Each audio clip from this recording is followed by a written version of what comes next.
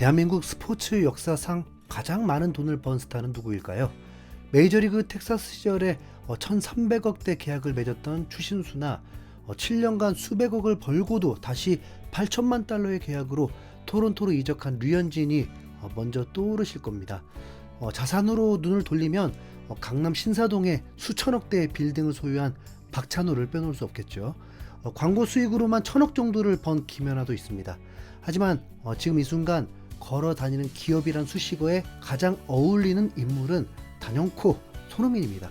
단순 연봉만 따지면 메이저리거가 좀 앞설지 몰라도 광고와 스폰서십을 합친 수익의 질은 차원이 다릅니다. 손흥민이 지난 15년간 발끝으로 일궈낸 천문학적 수익의 실체를 지금부터 파헤쳐 보겠습니다. 손흥민의 수익 히스토리는 2010년 11월 독일 함부르크 입단으로 거슬러 올라갑니다. 당시 만 18살 소년 손흥민은 4년 계약을 맺으면서 주급 11,000유로, 연봉으로 약 8억 9,700만 원대의 대우를 받았습니다. 지금 보면 소박해 보일지 모르지만 당시 분데스리가 유망주로서는 파격적인 시작이었습니다. 처음부터 프로 계약도 아니었고 유소년을 거치면서 인정받았기 때문에 이 프로 계약이 된 것입니다. 현재 토트넘의 양민혁과 비슷하다고 보면 됩니다.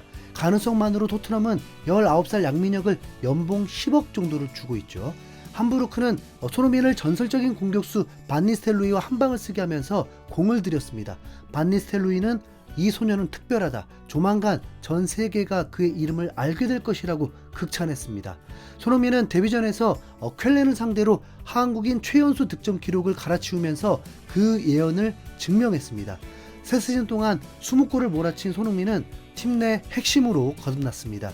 12-13 시즌 주전으로 완전히 자리 잡자 함부르크는 재계약을 추진했고 당시 연봉 70만 유로 약 10억 원 정도 수준이었던 손흥민에게 팀 내 최고 수준인 300만 유로 약 40억 원에 근접한 금액을 제시하려 했습니다. 실력이 곧 돈이 된다는 냉혹한 프로의 세계를 손흥민은 데뷔와 동시에 전 세계에 보여줬습니다.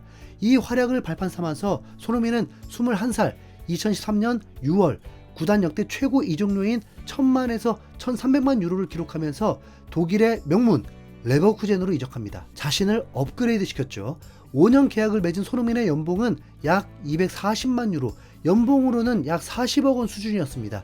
레버쿠젠 시절은 출전 비중에 비해서 연봉이 그렇게 높지 않았지만 여기서 손흥민 인생의 가장 뼈아픈 장면이 발생합니다. 바로 2014년 인천 아시안게임 당시 소속팀 레버쿠젠의 차출 거부 사건입니다. 선수 본인에게는 병역 혜택이 걸린 절실한 기회였지만 레버쿠젠은 완강하게 거부했습니다. 우리에게는 손흥민이 금메달을 따는 것보다 챔피언스 리그에서 골을 넣는 것이 더 중요하다.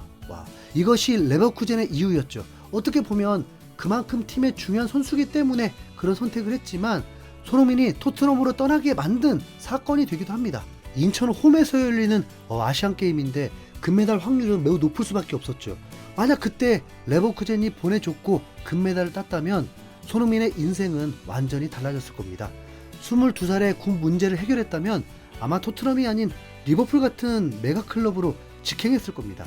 군대라는 불확실성이 사라진 손흥민에게 유럽 명문구단들이 제시했을 몸값은 상상을 초월했을 겁니다. 인생 수익 지도가 완전히 달라졌을 결정적 분기점이 레버쿠젠의 탐욕에 가로막힌 순간이었습니다. 결국 2015년 8월 손흥민은 약 2200만 파운드, 한화로 약 400억 원의 이적료를 기록하면서 프리미어리그 토트넘에 입성합니다. 이는 당시 토트넘 구단 역대 최고 이적료 수준이었습니다. 5년 계약을 맺은 손흥민의 첫 주급은 8만 5천 파운드, 연봉으로 약 4만 4천 파운드, 세전 기준으로 환산하면 70억에서 80억 원 수준이었습니다. 바로 연봉이 2배로 뛰어버렸죠. 데뷔 첫 시즌 적응에 실패하면서 독일 복귀설까지 돌았지만 당시 포체티노 감독은 손흥민을 믿고 붙잡으면서 너는 우리 팀의 핵심이 될 것이라고 확신을 주었습니다. 손흥민은 그 믿음에 매 시즌 두 자릿수 득점으로 보답하면서 잉글랜드 무대에 완벽히 뿌리내렸습니다. 마침내 2018년 아시안게임 금메달로 병역 문제를 해결하자 토트넘은 파격적인 재계약을 제안합니다. 기다렸다는 듯 주급을 2억 5천만 원으로 대폭 인상하면서 손흥민의 가치를 인정해 준 겁니다.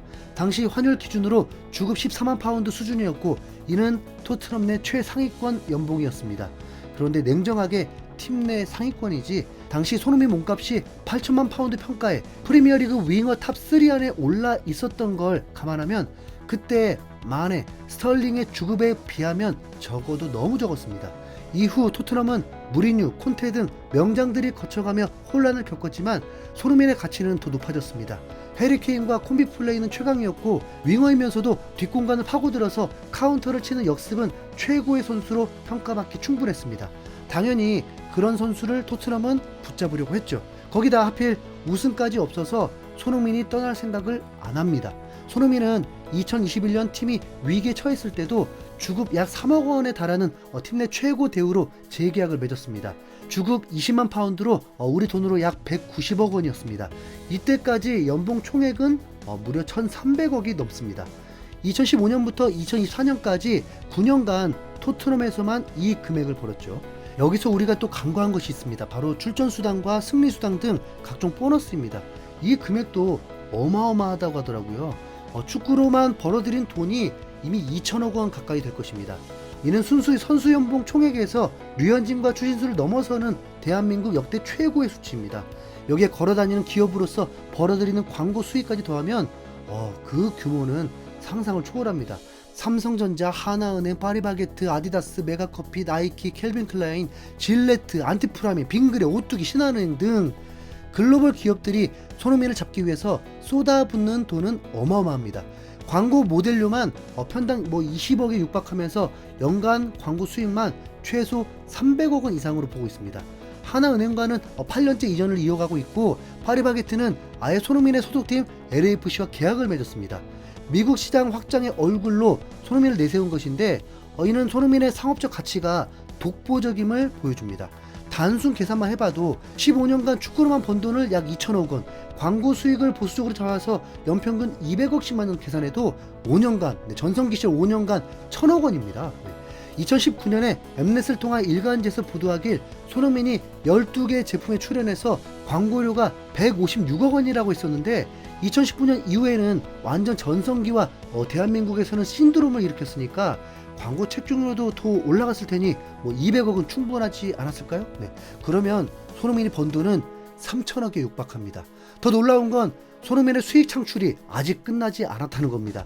지금 손흥민은 미국 LAFC에서 연봉 약 180억 원이라는 MLS 최고 대우를 받으면서 뛰고 있습니다. LAFC는 손흥민을 영입하면서 구단 역사상 최고의 연봉을 제시했고 메이저리그 사커 전체에서도 탑3 안에 드는 대우를 보장했습니다. 미국 시장에서 손흥민의 인기는 상상을 초월합니다. LA 한인 커뮤니티는 물론 미국 주류 팬들까지 열광하면서 손흥민 유니폼 판매는 리그 1위를 기록했습니다. LAFC 구단 측은 손흥민 영입 후에 스폰서십 수익이 30% 이상 증가했다고 밝혔습니다.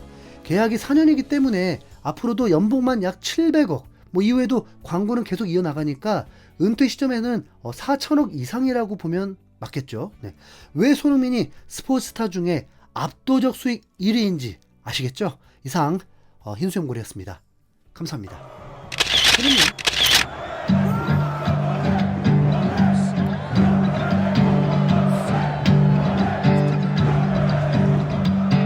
상상도 못할 일이 일어나 밤낮이 바뀌어도 난 행복해 너의 그 찰칵 그 세레모니 득점한 옷이 왕이젠 캡틴 유럽을 뒤흔든 월드 클래스 옷을 마셔도 레전드야 손이 시대를